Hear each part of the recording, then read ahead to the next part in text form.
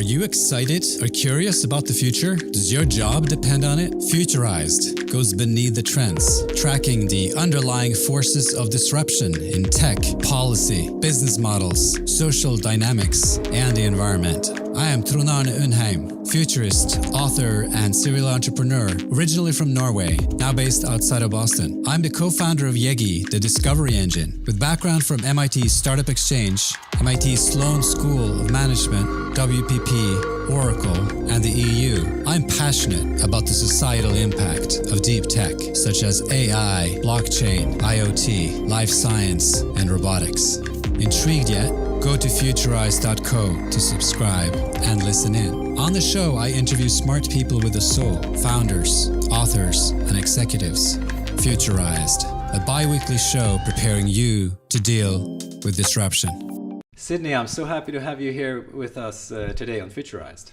Thank you for having me. Pleasure. So, what I thought we would do is discuss a little bit what's happening, in the field of family offices, and what the future looks like a little bit. Sure. Interesting. But first of all, I wanted to think a little bit about your background, because to find a Dutch person in a Bahraini family office, who I understood it wasn't really your background. Yeah, it's How did you get here? It's one of those confluences of many, many different events. So I am Dutch. I don't look it. I'm about a meter too short to be a real Dutch person, but I can verify that I'm Dutch. We moved to Bahrain when I was 3 years old.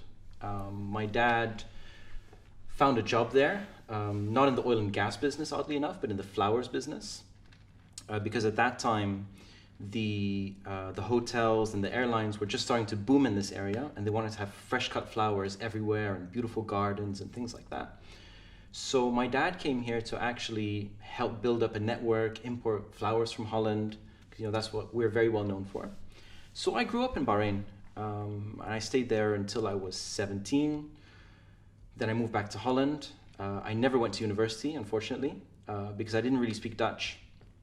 So I just started working, and my idea was to work for a year, pick up the language, and then go to university, pick a major, the normal stuff. But I got addicted to working. I really enjoyed working, and I found that I was just very good at doing things. So I got promoted quite quickly, and I never really looked back. I moved back to Bahrain in 2009. And as you mentioned, it's not easy to get into a family office, first of all, but into a royal family office, it's quite difficult. There's a lot of trust issues. It's not like you can just, put out an ad to a recruitment agency. Yeah, I wouldn't assume that. At all. You don't do a ZipRecruiter, for example. So it's just purely by coincidence. I was unhappy where I was working at the time, which was in the environmental field in Saudi Arabia. And I just happened to call a friend, and I didn't even know he worked for a royal family office, because he always represented himself as, working for a very specific company under the umbrella. And he just so happened to want to move back to Malaysia. And they wouldn't let him go until he found a replacement. So So you needed each other. Yeah, very much so. And this all happened within 2 or 3 days of each other. So it's very, it's very interesting how that works. And he said, please come tomorrow, we're going to interview you. I said, oh, okay. And that's how I started. I started out in the oil and gas sector of, let's say, the portfolio companies, because it takes a long time to, gain trust. And my background is not really investing, but it's where I sort of found my passion. I've always been good with numbers, but I never really understood what investing was. I know this sounds really at odds with each other, but when you work in a corporate environment for a long time, the money element is sort of removed. It sort of becomes mechanical, if that makes sense. Sure. So I never really thought about investing, or what investing means, or what it means to put in 1,000 and get 2,000 back, or to build something from nothing. I never really had that entrepreneurial background. I've always been interested in things, technology and stuff like that. But I sort of found my passion there again. So I started pursuing, my MBA, pursuing my CFA, and sort of really building up that sort of academic knowledge, and at the same time, poring over entrepreneurial literature, investment literature, and that's where we are today. It's I've been amazingly lucky. That's all I can say. Tell me, well, that is a fantastic story. Tell me a little bit more about where you are today. So you are obviously involved with a very reputable family office in Bahrain. You are involved both on their industry side, so you actually run companies for them, and then you invest, in what exactly? So on the company side, I don't run the day-to-day. That would be impossible. But where you would traditionally have a board, I sort of become the board on behalf of the chairman. And I steer them, and we sort of look at, the strategic outlay for the next 5-10 years. Sometimes our portfolio companies need investment as well. So on a micro level, we're always investing and reinvesting into our companies. In terms of investing, and I'm not going to speak for worldwide family offices, I'm going to very specifically speak about the Middle East. We are still very traditional, meaning, bricks and mortar. If you can touch it, if you can feel it, it's investable, right? There's not a very mature mentality around venture investing or even tech investing. And that is really where my passion lies. So I'm trying to pull specifically our family office forward. But that's really why I also attend conferences like this, to talk about things like digital assets and moving into a more, I wouldn't say risky investment strategy, but a more forward-looking investment strategy. And I think, oddly enough, that's one of the good things that's coming out of COVID. Although I don't like to say things like that. It's been terrible worldwide. It's destroyed a lot of wealth. But one of the good things is we are fast-forwarding. People love to say 10 years. I'm thinking it's going to be 20 years. How so 20 years? I mean, are you talking in terms of how the technology is advancing, or do you mean culturally also in the priorities? For instance, in your case, with the family office moving from investing purely in extractive industries, in your case, I guess, and then perhaps, diversification, meaning other very big corporate conglomerate type industries, to moving into technology in a big way. Yeah, for sure. So I would say it's a little bit of both. So in terms of, forget technology for a minute. Think again about the stuff we just described, brick and mortar. Brick and commercial real estate is going to be devastated. It just is.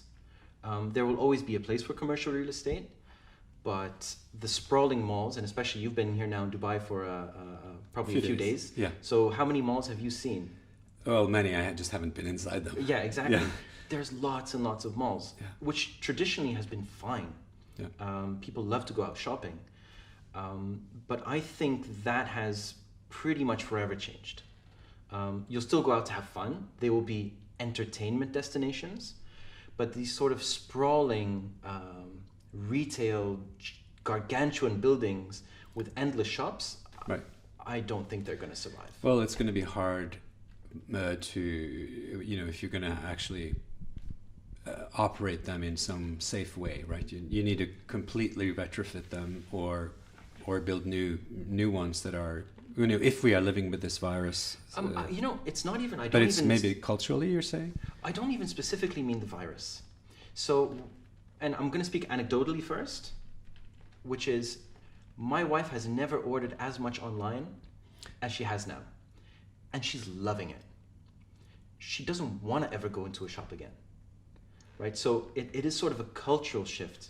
It's not even will the malls ever be safe again? Will they ever be attractive as a destination again? And they will be. I mean, you'll still want to maybe go to the cinema or go to a restaurant or what have you. But sort of having, 250 stores to buy a shirt kind of seems ridiculous now. Right, and I think in the future it will continue to seem even more ridiculous. So. Well, if you're right about that, that has massive significance on the commercial real estate market. I think so. I think hotels are going to be forever changed, and the reason I say hotels are forever changed is the biggest holder of rooms in the world today is Airbnb.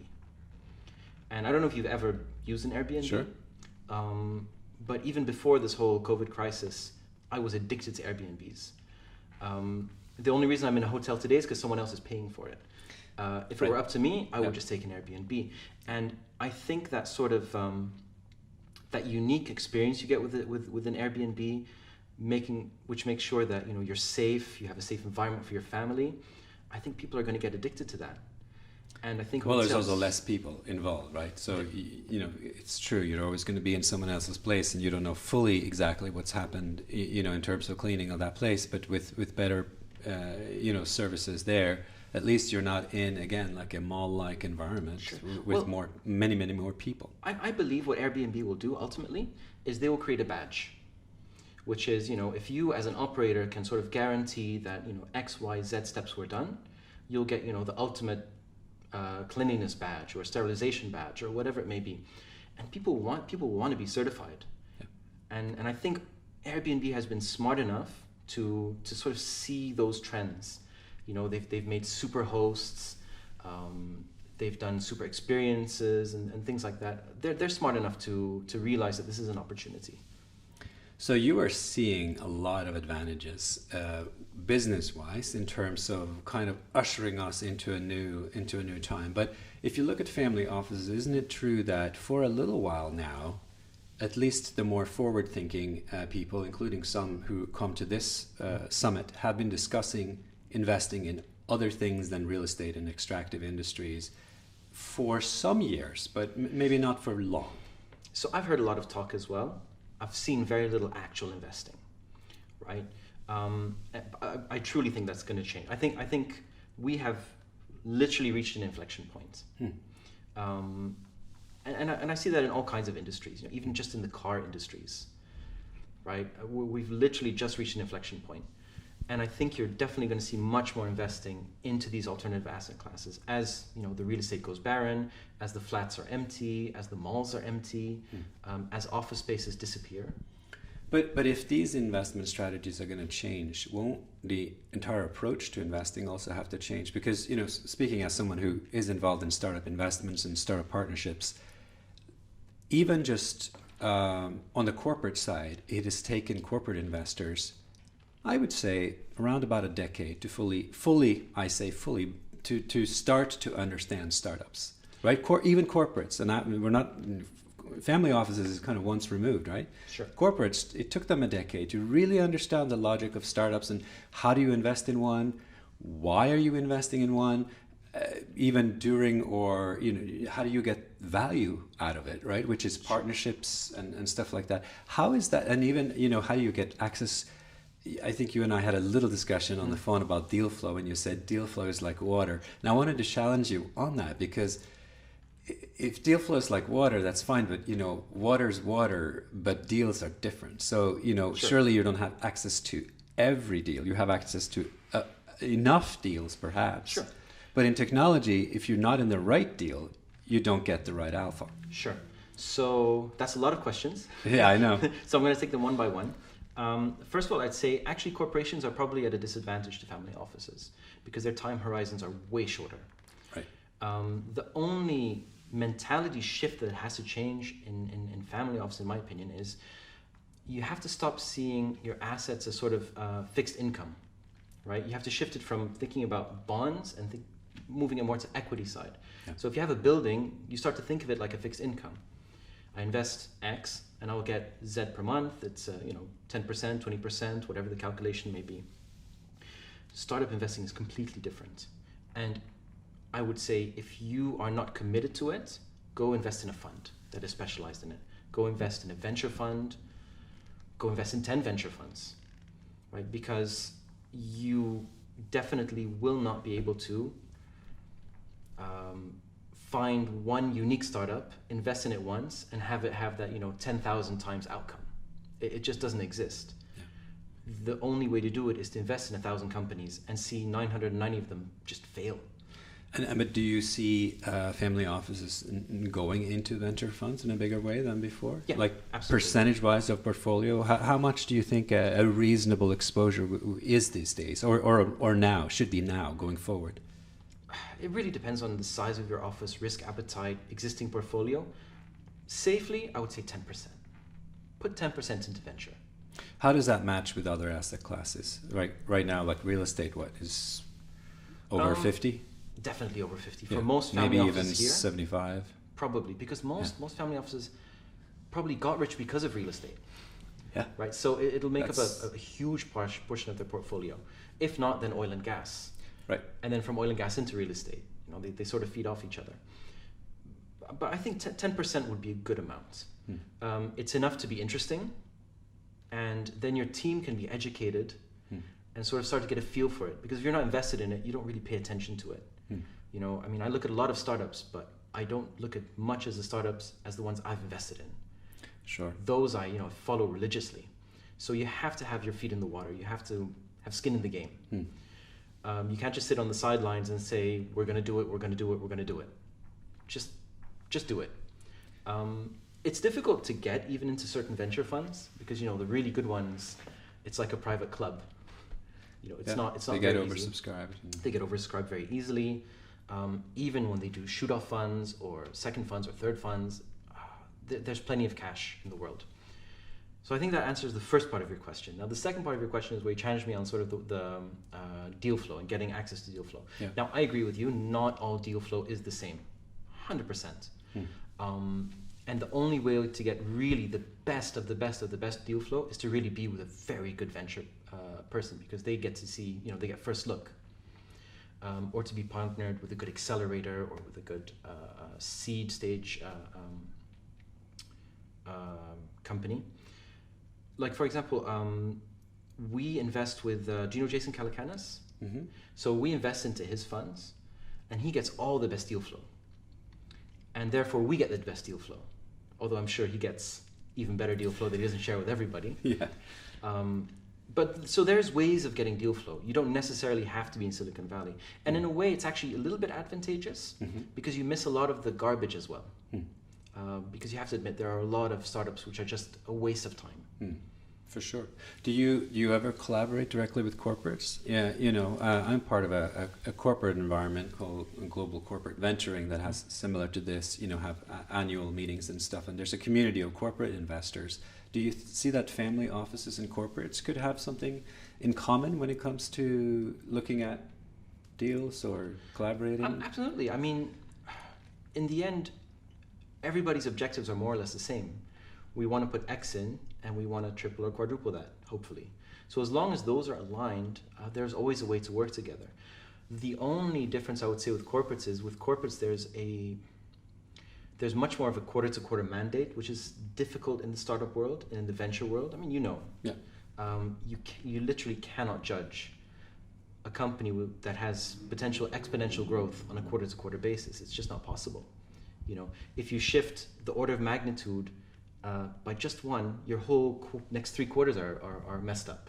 But the exponential growth is still there, right? So I would say that as long as it's aligned, the incentives are aligned, there's definitely a way to work together. I think there's a lot that family offices can learn from corporates, for sure, and vice versa. Tell me a little about some of the startups that you have invested in, either personally, because I understand you're also doing a little bit of investing on your own, or that you're getting involved with through your family office.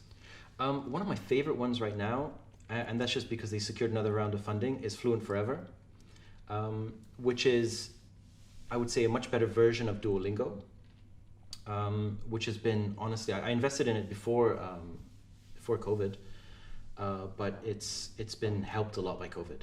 Because people are at home, they're thinking to themselves, what shall I do? Let me learn a language. And while Duolingo is great, we actually don't have a free tier. It's just purely subscriber based. Well, I say we, they. Well, that shows you how much you're involved. That's how passionate I am. Yeah. I have no influence on management whatsoever. But it's growing very well. It's one of my favorites. Another one that I really love, but that's because my career started out in logistics, specifically in trucking. So I found a great startup called Fleeting, which is basically trying to take the archaic way that we manage truckers and fleets of truckers and streamline them and make it easier for truckers to find jobs, etc., etc. I really see a lot of potential in that, even in an automated world. Are you investing or thinking about automation largely? I mean, in manufacturing automation, robotics, Not really. augmentation? Like I said, we are still very early into dipping our toes in. I mean, it is just, this year that we've started to venture out into the wild, wild west. So we're not that far yet, but it is sort of on my mind map horizon. And that's automation in everything. I mean, look at how cars have evolved in the last 5 years. And that's nothing compared to how they're going to evolve in the next 10 years. You're definitely going to see a lot more automated trucking, automated driving, robo-taxis, and so on and so forth. I think that one other thing that COVID has sort of done, which will definitely accelerate manufacturing trends, is a lot of countries and sovereigns are definitely thinking, how do we re-onshore companies? How do we re-onshore manufacturing? Right. And the only way to onshore manufacturing in any cost-effective way is through intense automation. So you're going to see a lot of investment there, for sure. So I believe in it. We're not there yet in terms of investing, but it's a space I'm intensely watching. Tell me about this phenomenon that you obviously work for a family office, but you are a little bit more directly involved, obviously, in the deals, but in this case, more in the trends. So the trends that you have seen because of your work day to day, how is it for you personally, but also kind of in general in the Middle East when you work with family offices? And I'm understanding that they sometimes take foreign operators to help them out, but even if not, right, there's someone who's actually the CEO or who's executing on behalf of a family. How is that dialogue? What are the kinds of discussions that go into this? I mean, you have a little bit of an educational role as well, right? For sure. See, the thing is, think about the last, let's say, 7 years. More has changed in the Middle East in the last 7 years than in the last 40 years before that, because the trend was always up and to the right in terms of income from oil revenues, etc., etc. And not just from exploitation of oil or getting it out of the ground and exporting it, but actually refining it into high-class products, high-grade products. So no one really had to pay attention to any kind of other technological trend. It doesn't really matter. Electricity's cheap. We don't need to think about solar power. Labor is super cheap, so we don't have to think about automating anything. So why then this change? Is it simply a factor of the oil price going sort of down, or what are the other things? For sure, 100%. So you know how things work. When there's too much of something, there's no efficiency. So when there's too much money in a system, there's no efficiency in the system. Well, it's funny you say this. I have never been to the UAE or Dubai before, but I'm Norwegian, and I have made some parallels. I think like the Emirates and Bahrain and other countries here are almost like they're very similar in the source of their wealth, and they found it at similar times in their history.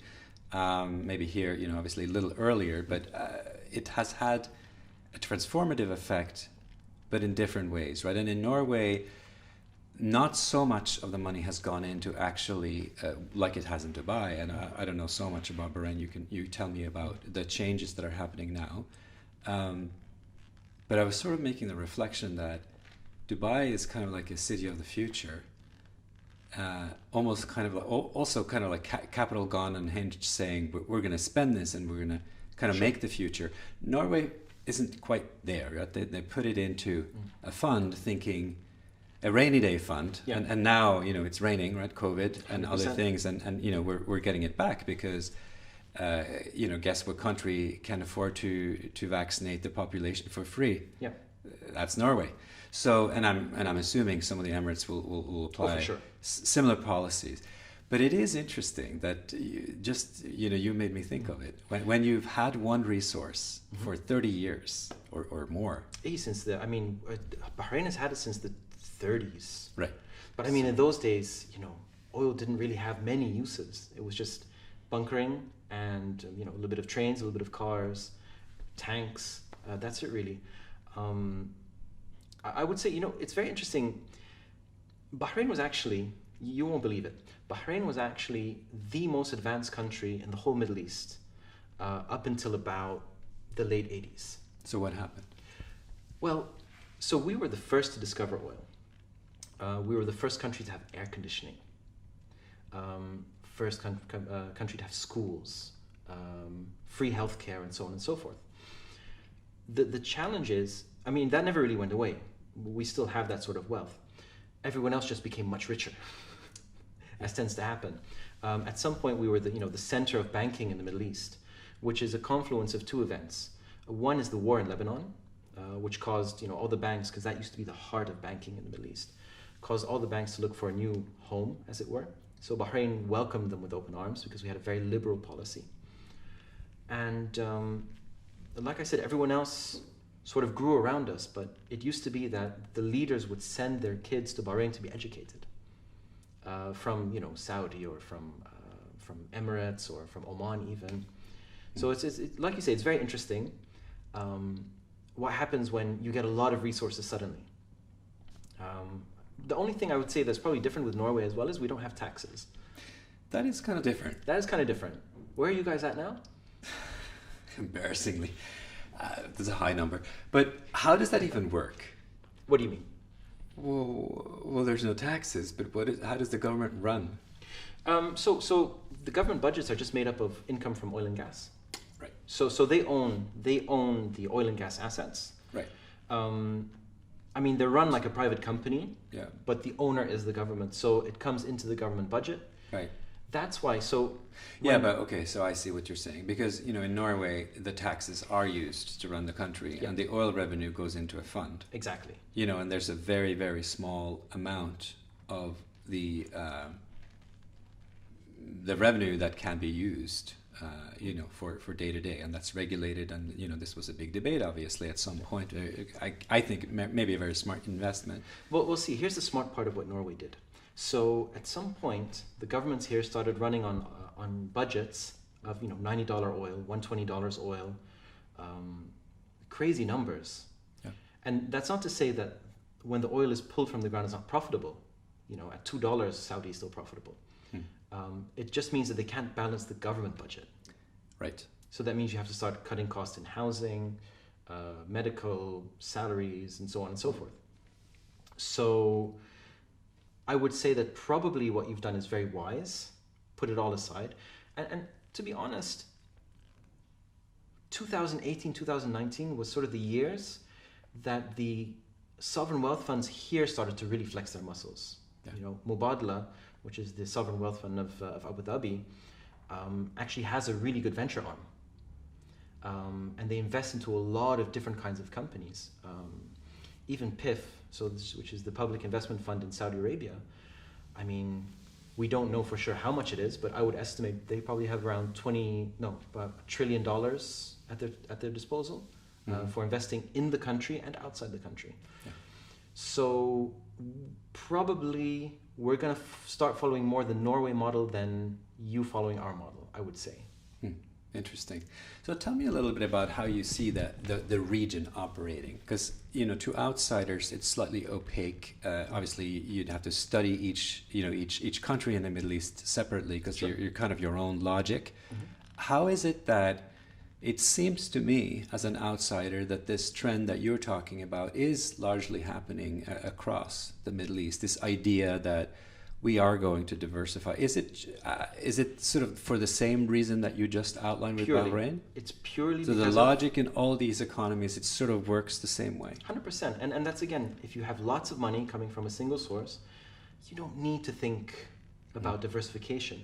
Although, let's say, for example, Bahrain, because we only produce around 50,000 barrels a day, plus or minus, we've had to think about diversification much earlier because our budgets are much smaller than the surrounding countries. Right. So we do have, let's say, a very mature aluminium smelter, which has been there since the early 80s. We do have a lot of different manufacturing companies. I was going to say, I mean, isn't there a much softer transition surely happening also, where you don't go straight to the most risky tech startup. I mean, there's a way to kind of go to more advanced oil and gas products and derivatives and you know, refined products, as you for sure. you know, I mean, and manufacturing would be, I guess, more a more sort of gradual step. But what I would say is probably, and I'll speak now just as someone who lives in Bahrain, because I'm not so familiar with the Dubai scene. If you sort of encourage, you know, the startup space and the fintech space, those kind of things, you start developing these young entrepreneurs who are going to build those companies. So yes, there is a strategy for manufacturing. I mean, that's why we have, you know, fiberglass manufacturing, lots of different kinds of manufacturing going on, as well as expansion of banks, as well as expansion of lots of things. But the CBB, the Central Bank of Bahrain, at some point said, we need to become the center of banking again. And you're not going to become the center of banking again by brute forcing it. You can only do that if you lead in technology, if you lead in openness, etc., etc. So we probably have one of the most liberal, I would say, policies towards fintech adoption, cryptocurrency adoption, blockchain technology adoption, etc. We have a very liberal sandbox, regulatory sandbox, where people are allowed to play in, and if they do no harm, they're set out into the wild, which is why we had the first real operational crypto exchange launched in Bahrain, even though it's the smallest market, because they were allowed to play and, you know, dip their toes in for a year, prove to the regulators that it's not harmful, it can be managed, you can do all the due diligence on your customers, you don't necessarily know where the Bitcoin goes when it goes, but you know who sent it. So I would say it's still early days, but I think this is going to set us on a path which will take us, I don't know, 20 years faster than anyone else, just because of these sort of open policies that we have. So what does the future look like for Bahrain? I know there's some vision work going on. There are some policy documents about, you know, 2030, 2040, 2050. Look, everyone had a plan and then COVID hit. So now we have to sort of rethink our plans. Yeah. You know, technology comes forward 10 years, plans go backwards 10 years. Look, we have a 2030 vision, sure. And I think more than let's say economical, I would say it's a mindset vision. You know, we want to be the most open banking sector in the world. We want to be the most technologically advanced in the world. We want to have in the region rather. We want to have, you know, the most amount of manufacturing in the region, and so on and so forth. And we want to have liberal policies to allow investment to come in. So I wouldn't measure, let's say, the vision by, you know, economic outcome, because today you just can't. But the seeds are being laid that once things, I don't want to say normalize, because who knows what normal means anymore, but once things stabilize, those seeds will grow pretty fast. What are the limiting factors in Bahrain or around the Middle East? I mean, it's often claimed, of course, that it's, you know, there's some cultural issues surrounding, you know, legacy families and things. Would you say that has been historically kind of the, you know, aside from what we just talked about, which is the factor of having one industry with, you know, such attractive economics, but cultural factors, arguably, whether they are real or not, whatever they are, they move slower in theory.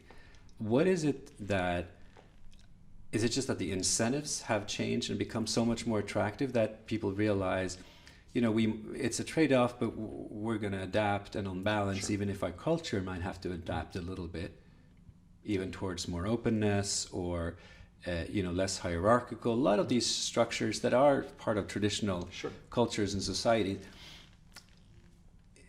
there must be some who are saying, wait a second, this is going fast.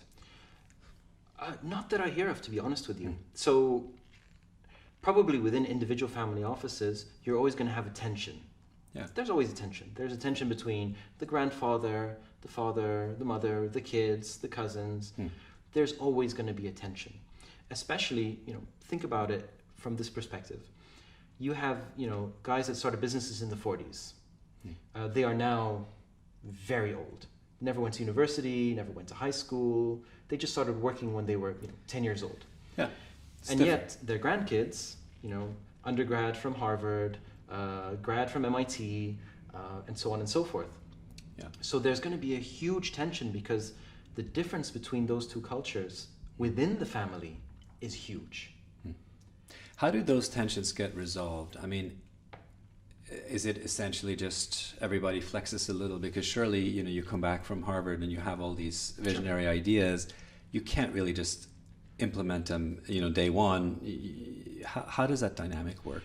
It depends on family office to family office. I mean, you have, so there's, for example, the Kanu family.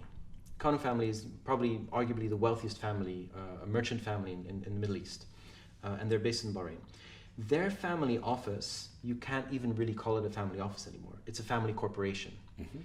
And they are so professionally run that, if you are a family member but you're not qualified, you're not working there. Right? That is different. So that's one extreme. And then you have the other extreme where it's sort of, my son will become the CEO, even if he wants to be, in a rock band and has literally no interest in running a company. Right. So there's, and everything in between. Mostly the way those tensions get resolved is, look, there's a lot of respect here amongst, from younger to elder. You always defer to your elders. It's not like, my family, you're 18, see you later. What are you still doing here? Why haven't you moved out yet? Yeah. It's not like that here. You still live with your parents, well into your 20s, 30s, and it's fine. You can get married and still live with your parents. So there's a lot of respect. So it tends to get resolved either through mutual respect or, here's 100K, go do it and let me know what happens. If he's successful, great. If not, come back and, work in the family business. But there's not really ever family feuds, I would say. There are notable ones, of course. I mean, nobody's perfect. But I would say they're few and far between.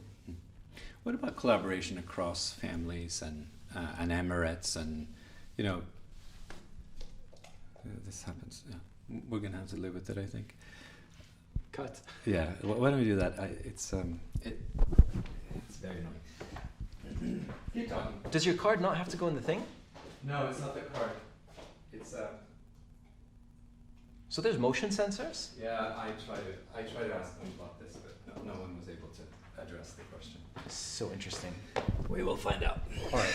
And action. Action. So I was just thinking, cross families. Mm-hmm. What is the dynamic there in terms of either collaboration cross families, cross emirates? Like, to what extent is this actually a region where I believe you framed it this way for me. You said, well, it's no longer a zero-sum game, and people know that. So it definitely used to be, right? Because we were all playing, or let's say the families were all playing within their region or within their area or within their country or what have you. So then at that point, it is absolutely a zero-sum game because there is limited land to build buildings, as we discussed before, limited opportunity for government contracts, and so on and so forth. There's also an element of tribalism, which is a cultural factor. I've worked with offices in Saudi Arabia where a family will literally never work with another family. They just won't. They would rather hire a family office from outside to come and work with them than to work with another family office. And that's just a cultural tribal thing, but it is changing quite rapidly because we're in a global game now. And in a global game, even though it seems like globalization is on the decline, it's really not. America's globalization is on the decline. Everyone else's is in my opinion, on the rise. So we're playing in a global playground now, and together we're stronger. So you are seeing collaborations, and this also comes from the fact that those two guys or girls went to Harvard together from those two different families, and they have a friendship, and they want to do something together. And they understand that, this one has skills that one doesn't have. Or, this family office has something that family office doesn't have. So in that respect, it is becoming more open. Not perfect yet, but again, nobody is. If you think about this region in a kind of a decade context, where do you see this region moving? Is there now a unilateral movement towards more globalization and more diversification and the things we have talked about? And where would that lead us if it continues? Sure. So certainly within the region, I think you're going to find a lot more cooperation. amongst the GCC countries. Okay, existing political tensions notwithstanding. But I think you will find a lot more cooperation, collaboration. I mean, it is pretty much already a free trade zone. You know, I can manufacture things and just sell them in the UAE, and it's not a problem. I think that will expand, probably to, you know, the countries in Lebanon, Egypt, and those kinds of countries. I think the new peace deals with Israel have opened, you know, a huge number of doors that we haven't even touched on. But in terms of technology, that's gotten a lot of attention internationally. Sure. Well, it's huge. I mean, if you had asked me 5 years ago, because I love to think about the future, you know, where's it going to be? I would have said in the exact same place it's always been, nowhere. But then I started to see signals. Okay, I'm lucky enough to work in, you know, certain circles, but I started to see signals, and, you know, I have Israeli friends, and I was talking to them, and they were starting to see signals within their government, and that was, you know, about 2 years ago, and I said, that's odd. And then suddenly there's a flight to Abu Dhabi of, you know, a sport minister from Israel to, you know, to have a look at the mosque. I say, well, that's interesting. That's, you know, and it's not like, it's nothing to do with trade. It's just a sport minister, just to come and look at a mosque. And you go, okay, but why? And then suddenly it accelerated like you couldn't believe, which is amazing. I mean, for the region, it's really good, because there's always been this tension. And I don't want to turn this into a political podcast or anything like that. That's not what we're here to talk about. But I think it frees up a lot of opportunity that were not there before. To work with, you know, Israeli technology. I mean, their technology is you know, quite amazing. Their startup scene is really amazing. Yeah, I was going to say, you know, to our discussion about startups, that could be a real game changer for the Middle 100%. East, because, you know, I was going to challenge you on that as well. You know, I like to challenge, but, but you know, there have been many countries or cities that wanted to become innovation hubs.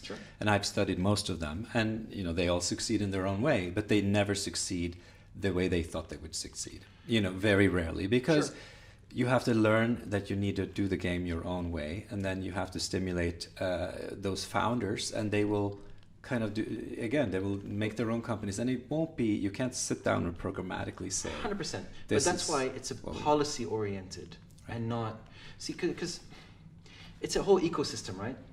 You can have all the money in the world and you'll still make a terrible startup. You can have the best idea in the world, you don't have money, nothing's going to happen. You could have the best idea in the world and be a very immature founder and just, you know, spend all that money in a very foolish way. So without that sort of venture guidance, it's a maturing thing. It's going to take time. You need to have every element of the ecosystem there. And I think, and I do believe, that the policies that they've put in place, they're not trying to brute force it. They're letting everyone play their own game. Let money go where it will. The government's not picking winners, which you never want. You never want the government to pick a winner. That's always a bad sign. And they're just letting them play their own game. And that's why you have something like a Kareem, which got, you know, acquired by Uber. Carriage, which got acquired by, I think it was Deliveroo. So you are starting to see these sort of bigger companies, more mature companies come out. We have a long way to go, no mistake. But what makes Silicon Valley really unique is that ecosystem. And you can't just replicate that. You can't just do copy-paste. That was my point. You can do great things, but you have to do different things. It takes time. And it takes time. It takes time, and people have to realize, like, it's not like you're gonna say, oh, do you want to get that? Go for it. Go for it. It's okay.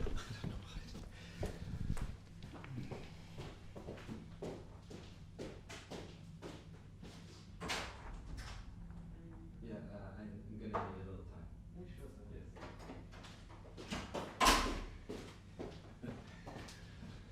Okay. Maybe another 15 minutes, because I have an interview with at 5, and I need to change and become more presentable. So I will make a little note, because all of these breaks are like really, they have to. I know, and they must really annoy you. Yeah, they annoy me.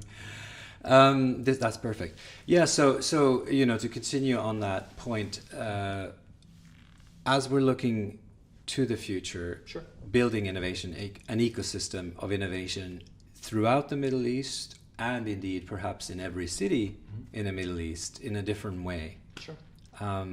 how is that going to play out? And let's look at it this way. What are the places in the Middle East that will benefit the most from this kind of thinking and will kind of evolve the quickest towards some innovative structure for startups? If you were to ask me today, I would say Saudi Arabia will benefit the most. And the reason I say that is because, so Saudi Arabia, like Bahrain, has approximately a 60% population of locals. In Dubai, it's like maybe 20%. In Qatar, it's like 10% of locals. So it's a completely different atmosphere. So in Saudi Arabia, we actually need to have Saudis working and Saudis doing things. And these innovation hubs, I believe, are going to have two effects. One, it's going to stimulate young people to really say, okay, I still live at home, I have a little bit of cash, but I have a really good idea. I'm going to try and make it work. And if it doesn't, I'll get my government job or my corporate job or what have you. The second thing I think it will do is you have no idea how much stuff still gets done with paper. I'm serious. I mean, if you don't have a fax, it's odd. So innovation hubs, you don't have to make the next Uber or the next, huge multi-billion-dollar global company, but just a company that can solve small local problems will really help to make the countries better, right? It doesn't have to be, everybody wants to think about, be the next Apple or the next $1 trillion company. It's fine if you're a $100 million company working locally to just improve the way that the country operates and get more efficiency out of the country itself. So I would say Saudi benefits the most, maybe Oman as well.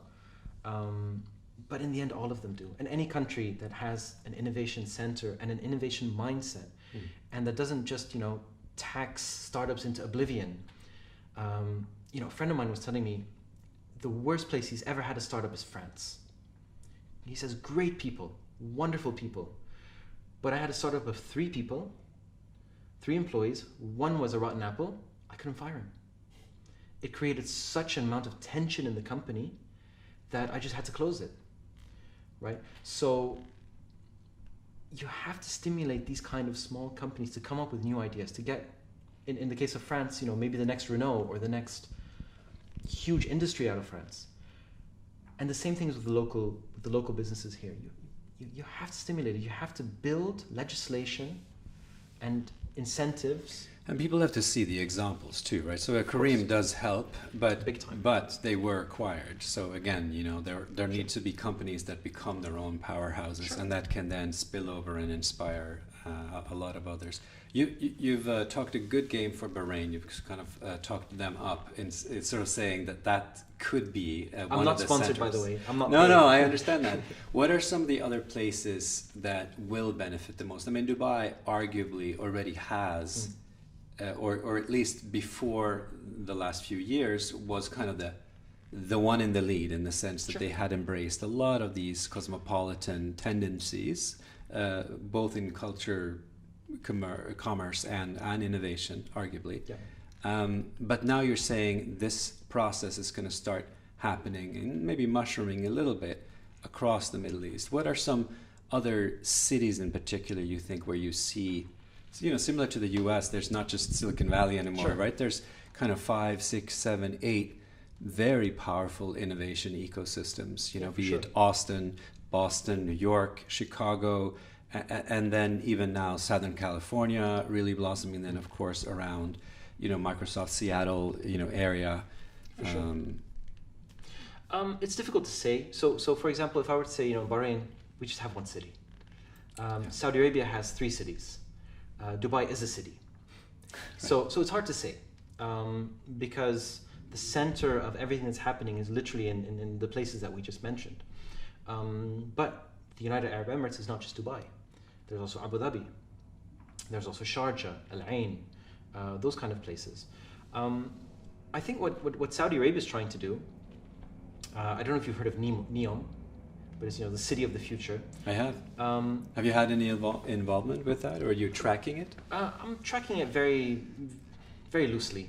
That was one of my ambitions for this trip, to get a little closer on some people who know something about that, because it would be a fantastic interview for for Futurized to think about that city. Sure. I could get you someone. Yeah. Probably. Yeah. But you think that's real? It's not just a vision. It's this because it's I've read the vision statement. I have watched the videos. It's I have super- seen the PR. The PR is Fantastic. it's there. So I always liken it. Okay, so I worked in environment for a long time. Okay, at oil refineries, and oil refineries are always top notch on environment until the oil price goes down, and then nobody cares. I'm being purposely, but it's similar with these things. So Masdar was the original city of the future. Right. If you remember in Abu Dhabi. I remember that. Yeah. And then the oil prices went down. We had the crisis, and so on and so forth. Now, it's still there, but it's not what the vision was. Now, I'm worried that... What is it now? I haven't been in a long time. Yeah. I think they still have a university, and I think they still have one or two projects, but it's not sort of the oasis of technological and zero emissions and green future that it was meant to be. It's just not there yet because of lack of investment. I'm worried the same will happen to NEOM because these things are not cheap. They're very, very expensive. And when you have on the one hand, a population that you need to take care of, you have to make tough decisions. Let's just say that it did happen almost the way that the vision statement says. Would it then be worth it, or do you think even the idea is a little too large for itself? So I'm not trying to lead the question. I literally don't know. I really am just trying to understand it. No worries. The way I like to think about it is like this, because people always say that about Dubai. It's gonna fall apart. Right. And it almost did, right, around the financial crisis, but that Sure. was kind of unbeknownst to anyone. Sure. And they got out of it, and maybe there's another crisis coming. We don't know. But people like to make fun of Dubai. I know a lot of people that like to make fun of Dubai. Oh, the biggest building in the world, who cares? Oh, they have you seen the picture frame? There's this big picture frame buildings. You might have seen it on the way from the airport to here. Yeah. It's like a big golden frame. Oh, yeah, I saw that. I was Right. wondering, the Arc de Triomphe, it Sure. reminded me of Paris. That's going to be my point. People are making fun of it because, why? What's the point? It's a lot of money. But people said the same thing about the Eiffel Tower. Now you would not dream of going to Paris as a tourist and not going to the Eiffel Tower. In 30 years, you won't dream of coming to the Middle East without going to the Burj Khalifa, or without going to the picture frame to take the picture of the city and posing with it, etc., etc. Similarly, I think visionary cities like NEOM, they sort of put a line in the sand of this is where we want to be, and it makes a statement, and I believe that we can especially as technologists we can sort of make fun of it or think about it like, oh, it'll never happen or it's too difficult. But I think if they achieve it, it's really going to sort of put them on the map as a country that really wants to push itself forward. But you studied scenario theory, I know, for your Sure. master's. So what are the different scenarios? Because there is, of course, the progress scenario. What is the alternate scenario here? There's the 4 quadrants, and you're going straight to the doom and gloom. No, I'm saying there are other. We have been talking about the visionary scenario, Sure. but there are at least 2 or 3 others. Sure. Look. Let's say we go with the middling scenario, because gloom and doom is literally war, which I'm not equipped to talk about. Yeah, it's not so interesting to talk about either. So let's settle for some of the others. I would say probably, oil prices stay quite low. Governments have to balance their budget somehow. They continue to try to diversify. Governments are just made of people, and you can have visionary people or not, but they're just people. And they can also become bullish at some point and bearish at some point. And they might say to themselves, well, we could put a lot more money into NEOM, but we could also build another hospital or, go into steel manufacturing, which we need, and so on and so forth. Right. So I would say the middling scenario is where they just go halfway. And I don't believe halfway is going to make a successful city out of NEOM, which will mean it's just going to be, in my view, a white elephant. It's difficult to say. I haven't really planned the scenario out in my mind. No, I'm challenging taking the data points, Yeah. but it would end up being a white elephant. Especially with these kind of cities, it's all or nothing, right? Which is why Dubai went as far as it went. You know, it's all or nothing. You're either on the map or you're not. My last question for you, Go for it. Sydney, is going to be, if you want to try to stay up to date on the Middle East, on family office developments here, on innovation, where should one go? Where do you go when you obviously have unique access to individuals that are shaping this process, you know, both, you know, locally and through your connections in the region, but for others who are more outsiders and they want to kind of tap into this region, what are the best ways to understand innovation in the Middle East right now? That's a very good question. Look, there's very good websites right now that actually track startups throughout the Middle East. That I actually visit from time to time. You know, there's Startup, which follows all the startups in the Middle East and has a look at how they get funded. Sort of, let's say, a very early stage, you know, Crunchbase kind of thing. The best way to really get your tap on it is just come to the Middle East. You just have to come. There's no other way to really get a feel for the place. Because the media doesn't really help you, you know. I always laugh when I watch Mission Impossible. I think it was 5 or 6 or 4. I don't really remember. Where you know, you have Tom Cruise running out of the tallest building in the world, and there's this big sandstorm, and he runs into a market with camels. Yes. And I don't know. Have you been to the Burj Khalifa? There are no camels, right? So people get like a weird impression about the Middle East. It's not like that, you know. Think of it like a cleaner New York, safer New York. Just come here, have a look, spend 2-3 days. Everybody in the ecosystem is so open to talking, is so open to expanding their view, is so open to meeting people. There's no better way than to just be here. So that from a technology evangelist, we are back to visiting and face-to-face. Well, it's interesting. Like we're at a conference today, right? Well, it's tomorrow, to be honest, but it officially starts and today. we made great strides, I must say. We took COVID tests. Yes. We probably convinced our significant others and friends that this was worth it, and it's a very strange decision to make. Well, I mean, this is like the 4th time I've traveled in the last month, so for me, it's less strange than the first time, but to me, it was worth the risk, and I'll explain that. When COVID first started and I was sort of trapped in my little office, I became extremely frustrated because I need to talk to people. I need to know what's going on. Right. So I set up hundreds of Zoom calls. Yeah. I just got on LinkedIn and just went nuts. I started adding people left and right because I was so frustrated. And those were great, don't get me wrong. Mm-hmm. They literally pale in comparison to a face-to-face meeting. As digital as I want to be, I'm still an analog being, right? And I still need to see the person. I still, you know, think about wearing masks. Like, it's not a big deal. I wear masks all the time. I literally think you should do it. It's the least you can do that has the most sort of toning down of the exponential growth factor, right? There's lots of data. Countries that wear masks sort of put it down. But you do cover about 40% of your nonverbal cues. Yes. And what I found out, which is really weird, when I order my Starbucks now, I literally can't hear the lady. It's weird. I can hear her in terms of actually hearing her, but I can't understand her. I've had that same experience. Isn't that odd? Yeah, it's very strange. We are so analog. Well, yeah, I mean, we interpret... I mean, I think human beings, we interpret the signals we get. And when you get 100%. so much distortion or so much less, you have to think about it in a different way. Yeah, it's really odd. So as much value as I see in Zoom, and I will definitely travel much less in the future.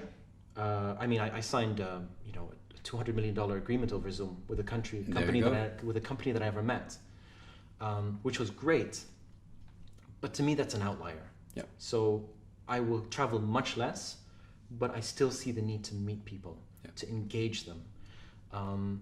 You know, I found that Zoom calls are very formal, whereas when you're having dinner with someone, you get taken into strange corners, and that's where the magic happens. Yeah.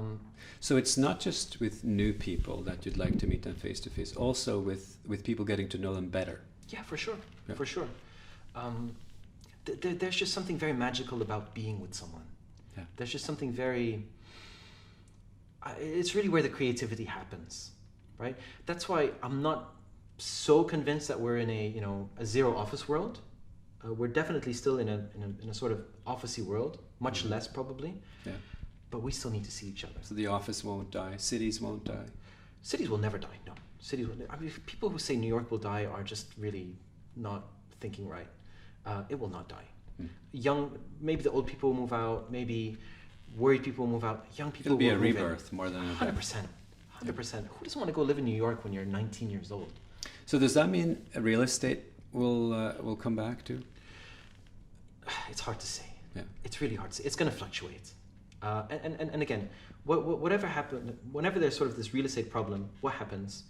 The very good buildings and the very prime properties and prime locations maintain their value. It's sort of the surrounding boroughs, suburbs that lose their value. So New York prime, maybe not. The boroughs might fluctuate. I thank you very much for all these observations. No problem. Anytime. I'm glad we got to do this face to face. Face to face, 100%. Yeah. And it was a different conversation from the one we had virtually.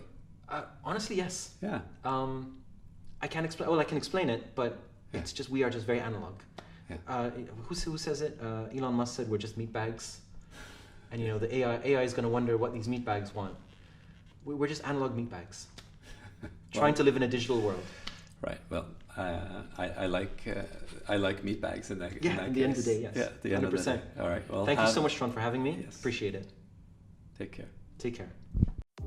Are you excited or curious about the future? Does your job depend on it? Futurized goes beneath the trends, tracking the underlying forces of disruption in tech, policy, business models, social dynamics, and the environment. I am Trond Undheim, futurist, author, and serial entrepreneur, originally from Norway, now based outside of Boston. I'm the co-founder of Yegi, the discovery engine. With background from MIT Startup Exchange, MIT Sloan School of Management, WPP, Oracle, and the EU, I'm passionate about the societal impact of deep tech, such as AI, blockchain, IoT, life science, and robotics. Intrigued yet? Go to futurized.co to subscribe and listen in. On the show, I interview smart people with a soul, founders, authors, and executives.